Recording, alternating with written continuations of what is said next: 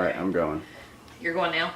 Thanks for telling me. I told you. Hey YouTube, today I'm going to show you something that is so super easy, but it is incredibly impressive. So you really want to check this out. We are going to make steak au poivre. Now steak au poivre, it just means pepper steak in French. Well, actually, no, that's not true. What's the word for steak in French? I can't remember.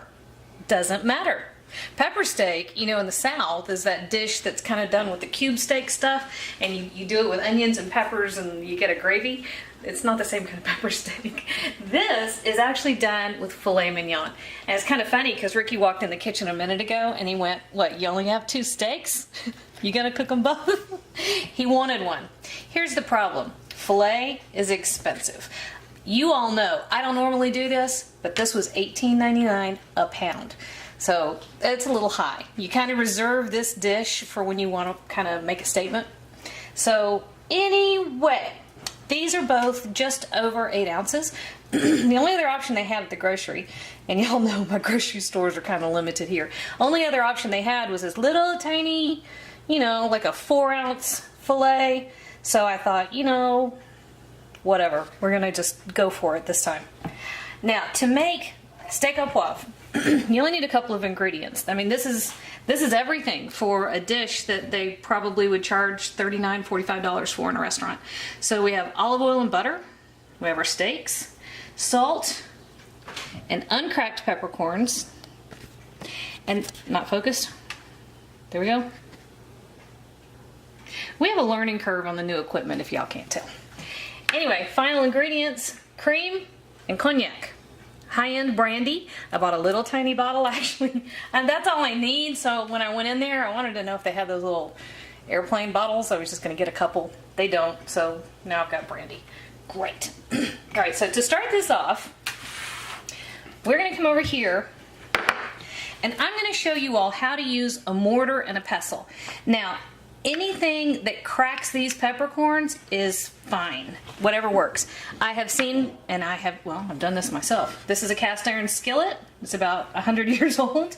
One way that you could do it is lay them out on a cutting board, cover it with plastic wrap, and then just whap the fire out of them. You can do that. You can lay them out if you got a meat mallet and pop, pop, pop. Do it with plastic wrap though, guys, because this stuff will go everywhere. Anyway, to use a mortar and pestle, I've seen a lot of people put a ton of stuff in there and then just it doesn't work well.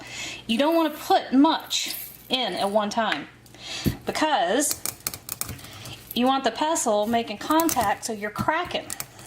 See?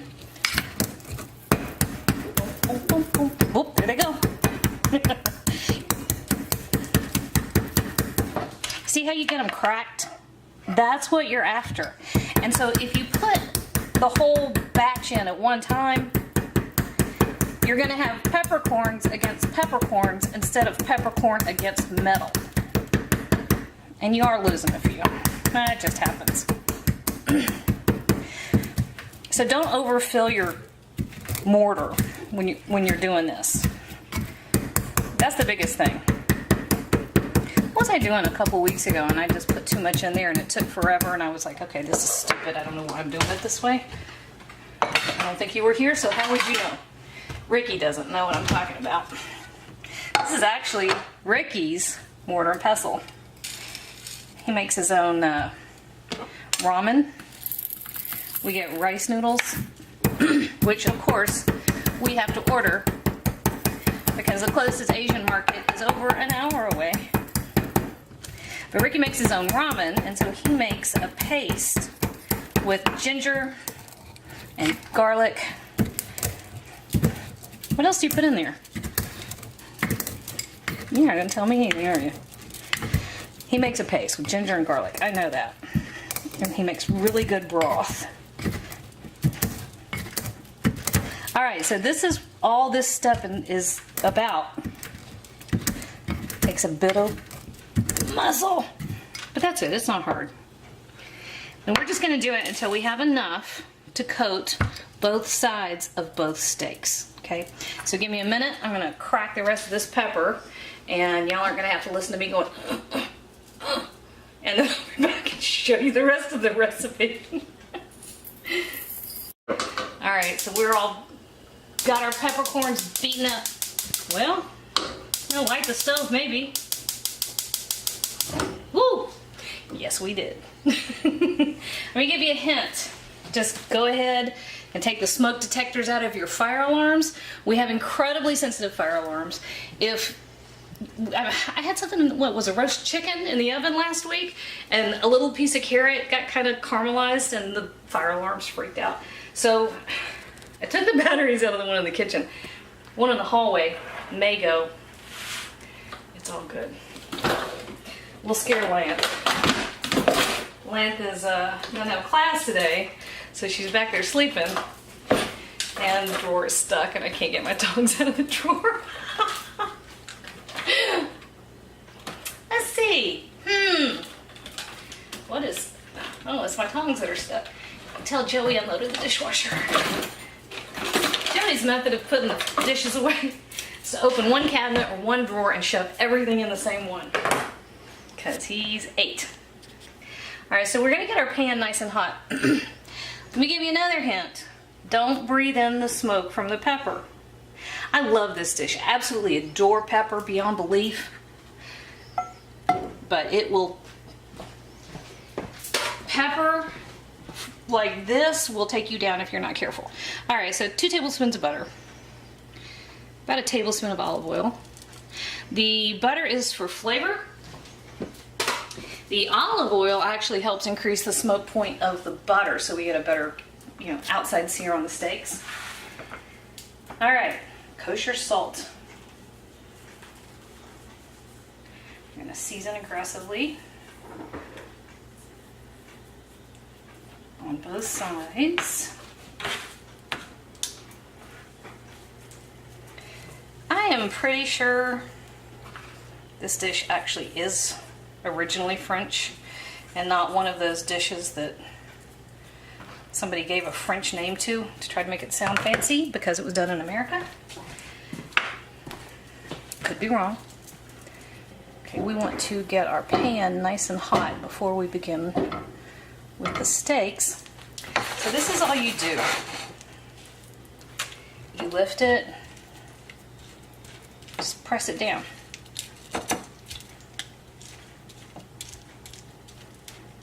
And yes, it's very peppery. That's the point of the dish. Happens to be what I love about it.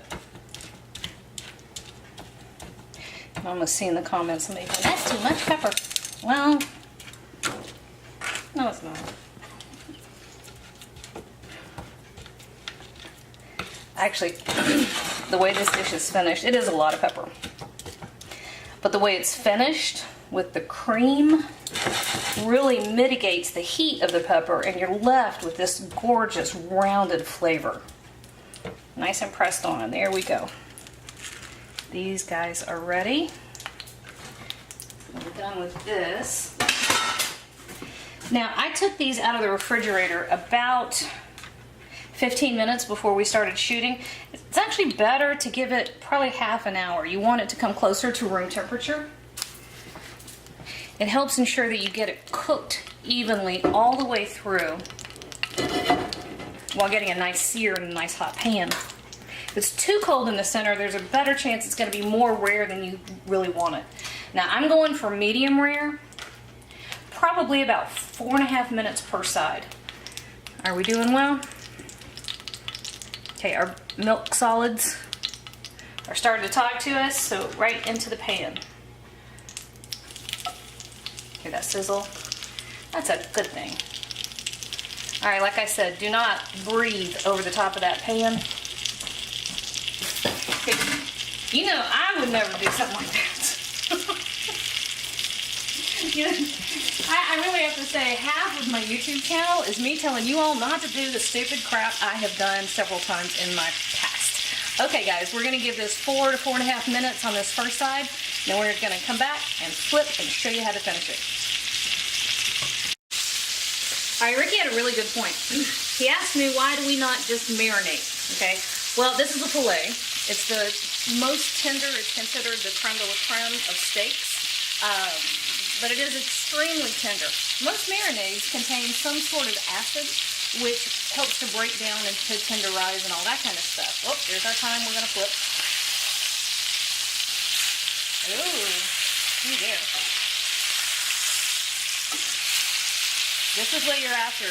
The caramelization on the outside of the steak. That's perfect. My handle's getting hot.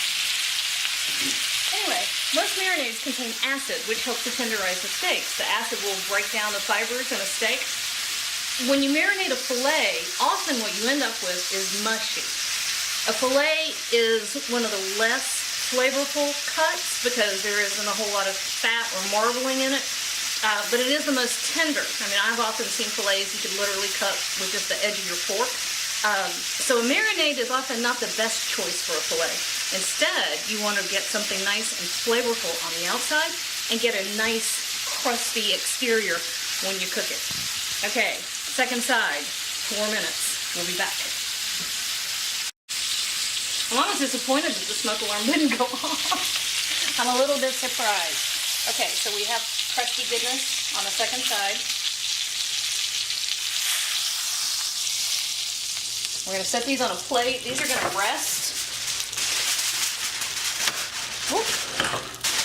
Don't do that. So I'm just setting these aside. And this is where we're going to have some fun.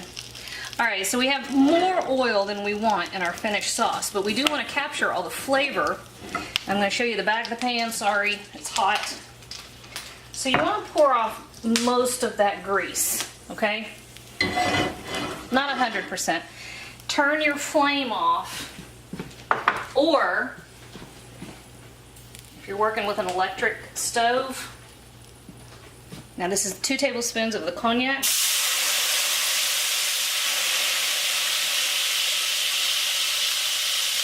Oh, come on. I just lit it. There we go. Ah. Ricky, make that work. How come Ricky can do it and I couldn't? Oh, it is flaming. Just not very much. I thought that was going to be off here. You know what I'm going to do? Back the flame off. I've been looking forward to this all day. Now, see what we can do. There we go. That's the fun part. Obviously, do not have the flame on your stove going.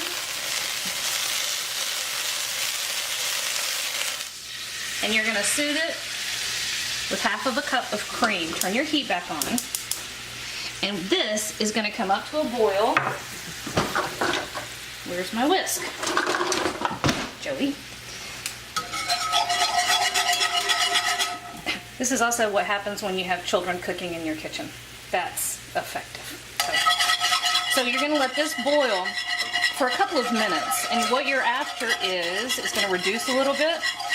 It's going to thicken up. And after a couple of minutes, it's going to coat the back of a spoon. Let me show you what that means. In French, we're all French today. It's called nappe. You see that? It comes together and it has enough thickness and body to coat the back of the spoon. So that's a measure of how far your sauce needs to go. So we're going to give this just a minute or two to thicken up a little bit more. And then we'll be back. We will be back. I'm filming now. Oh, you did film that? No, I just started. Okay, alright, so check it out. Ricky also asked me when we were cooking the steaks if all the peppercorns weren't going to fall off. Of course, some do. But that's also why you build the sauce. You capture the peppercorns. See? Did I catch one? Yes, there's one. See? You're going to catch them. See how nice and thick that gets? Alright, so here is where you make your final adjustment. Ooh. Let me tell you something. Cream and pepper and good whiskey. It needs a bit of salt though. So I'm giving it a couple of pinches of kosher salt. And you can use sea salt. We had a sea salt discussion on one of my other videos recently. And then just, I think I've got about 2 teaspoons in here. I'm not going to use the whole thing. But you want to wake up the brandy flavor.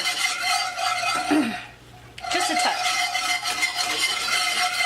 And yes, we can do the whole argument about alcohol and whether it burns off or not.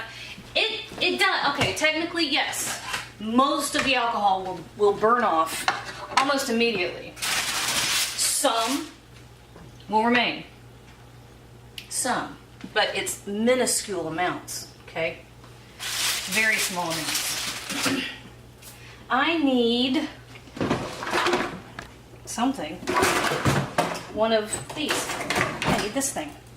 So we're getting rid of him. So a little tiny bit of the alcohol remains, but we're talking like 1 or 2% is all that's left after the first minute, okay? So it is tiny amounts. So the sauce goes right over your steak.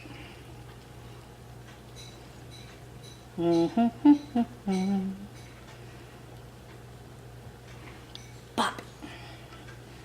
And then, since this is as fancy as we get, today we're being fancy for us, which is still not very fancy.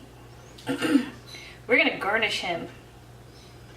And if and when you do use a garnish, which I do not very often, make it something complimentary. If it's not actually in the dish, make it something that works with the dish.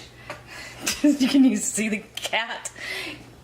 Would you come here? Okay, we don't know what's wrong with him. But this is Baby. And Baby, hi honey. Baby's been like all over Ricky's feet this morning. Okay, so sorry. Now I have to wash my hands. Crap, I'll be back in a second. Did you turn the camera off? All right, so here we go. So as I was saying, if you're gonna garnish with something that you would either eat, it's part of the dish already, or something that's complimentary, right? So I think that's pretty yummy. What got me thinking about this dish is Bladen is about to turn 16. Wow. And wanted steak for his birthday. And he has also been very into spicy foods lately. And I thought, let's hook him up.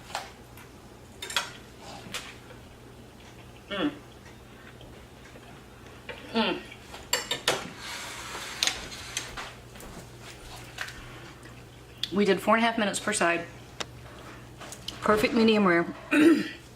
Oh wow, let me tell you, y'all.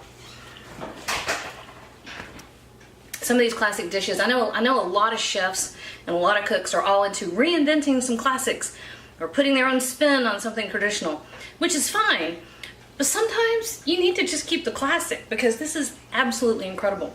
This is that tender filet, the pop of flavor from the peppercorns, but it's all kind of smooth and rounded by the cream and the cognac. Oh yeah, this is definitely a keeper.